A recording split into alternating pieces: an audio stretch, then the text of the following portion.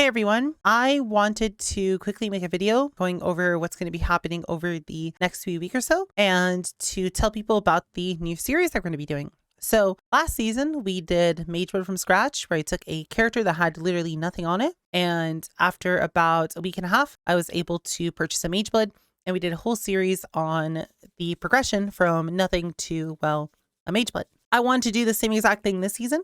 And I wanted to quickly go over all the plans, all the rules, and the changes from last season moving into this season to make the series a little bit better. So why don't we talk about last season quickly? I want to say first off, I'm sorry. I did end up finishing the series on Twitch. I just had some personal stuff happen in my life around the time I meant to post the finale for the series. And I just kind of lost all motivation to finish it up because of the things going on in my life. This season, I do intend to fully finish it, especially on YouTube. I know a lot of people are disappointed that there was no end to it, but this time with an editor, we should be able to have the whole series on YouTube and make it a lot better than it was last season. I know last season, it was mostly just me sitting in my hideout talking about everything with maybe a little bit of B-roll. This season, what I want to do is something that a lot of people ask for, which is maybe include Twitch clips and include live footage from each day's stream into the videos. And I didn't do that last time because I just simply did not have enough time to do that. If I had to sit here and stream 8 hours a day and then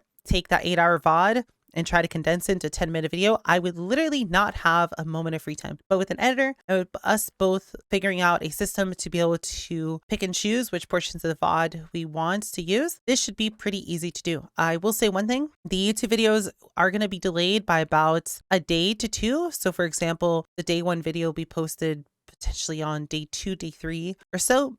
But we will try to do daily posting every day. It's just we want to not have to rush every day and be able to take a little bit more time with it and to make the videos come out as well as we can. Moving on to the changes. So what I learned from last season was 1, melee sucks, and 2, the way I started the whole series probably wasn't the best way to do it. I started with literally a naked character that just killed Katava, and we had to go punch mobs in Act 3 to be able to get enough gear to be able to eventually farm blood aqueducts and then farm blood aqueducts until we had good enough gear to be able to do maps. Well, that was really painful. It also doesn't help that I picked Cyclone. I chose not to play Shockwave and I wanted to play dual wielding. I chose a build that was a little bit too hipster and wasn't good enough. And we kind of ended up just wasting full day at the start of the series, basically doing content that didn't really add much to the series and kind of just wasted a lot of time. What I want to do this season is I want to pick not necessarily a super OP meta build. It's, I would say, pretty meta, but most importantly, I want to start with a little bit of seed money to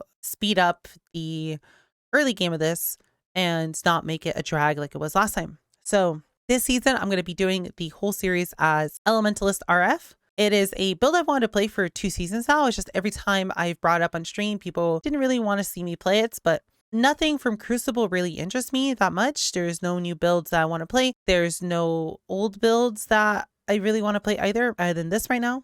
So I thought it was a perfect time to finally pull it out and play Elementalist RF. It is a massive speed mapper if you've never seen anything about LERF, and it should be really fun blowing up whole screens in a millisecond with it and moving around at 300% movement speed. This build is one of those builds that you can click a Legion. It will immediately freeze your screen because everything exploded, and then it'll immediately freeze your screen again because everything exploded a second time. It is one of those builds. It just goes boom. It's really pretty to look at. And I want to start with a divine to begin. I feel like a divine is something that basically every single person has, realistically. And I feel like it's a starting point that if you wanted to replicate it yourself and didn't really have much money, I would say a divine as a starting budget for a new build is pretty simple for most people to do. And it's pretty relatable. So we'll start with it's gonna depend. There is a poll on my YouTube happening right now to where I'm asking people, should we start at level 1 or should we start at the end of Act 10? Currently, I believe end of Act 10 is winning. So most likely what's going to happen is we'll be starting with a character in Act 10 with a divine. We'll be naked, so we'll have to fill all of our gear slots with gear, but we'll have divine to do so. we should get some pretty decent starter gear, and then we'll start mapping and we'll make money from that point on. I feel like this will completely remove the waste of time that the first day last season was. And because I'm not playing a kind of garbage build, we shouldn't have to waste a full day, 4 days into the series, re-rolling to Caustic Arrow and then doing the whole series on Caustic Arrow. This should be a pretty good time. Lastly, I just want to very quickly go over all the rules for either the people who didn't watch last season's series or for people who want a refresher. So I am going to try and emulate effectively a new character where I am not going to use any of my items that I've gotten before. I'm not going to be using my atlas. I'm not going to be using anything. I'm going to basically try to pretend as if I just started playing this season the day that we start the series, with absolutely nothing other than a divine and a character that is in Act 10. The way we'll go through Atlas progression is I'm going to unspec every single point in my tree, and then I will pretend go through every single map. I will note it down, which maps I've done, which maps I haven't, and give myself access to one of my passive points per map. So we'll effectively have to complete the whole Atlas. As for my watch zones, because I can't really mimic doing Eater and Exarch again, I guess I could just buy invitations and pretend that those were the story invitations I would get. I think it's just easier if I did exactly what I did last season, to where if I wanted to use one of my watch zones, I would have to spend a divine to unlock it, which is, in my opinion, fair, because that is way over the price of buying a carry, which I would do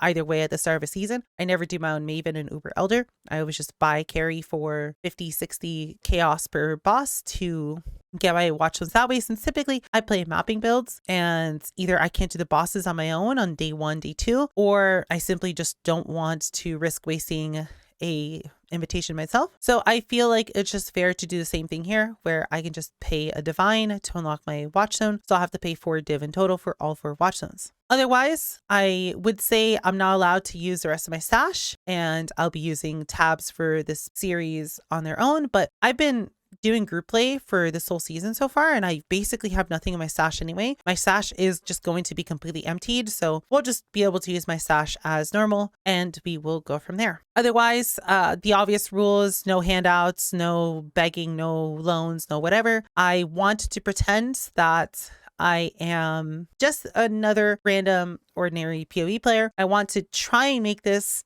have 0 streamer privilege in it. Last season, people offered to give me money. People offered to give me loans. I refused every single one of them. It's going to be the same thing this season. Nobody is going to influence this in any way. Nobody is going to try and sell me an item for cheap. I am going to do everything I can to make it so nobody can attempt to give me any sort of streamer privilege. Worked pretty well last season, should work the same this season. That's all there really is to it. I feel like it'll be really fun, especially since I'm looking forward to play this build quite a lot. And I have some new farming strategies that I want to do that I didn't really get a chance to do the previous few seasons, which I think with this character will be really fun to do. One of them that I want to do as a spoiler, quick spoiler, is I do want to eventually do Legion. This is, as I mentioned earlier in this video, a amazing Legion clear build. So it'll be fun to work my way towards being able to farm legions on this character and have some fun with that a bit later into the series. That's all I really have to say for this. I don't want to make it too long. I hope you guys will follow along. Again, if you want to 1-for-1 copy me,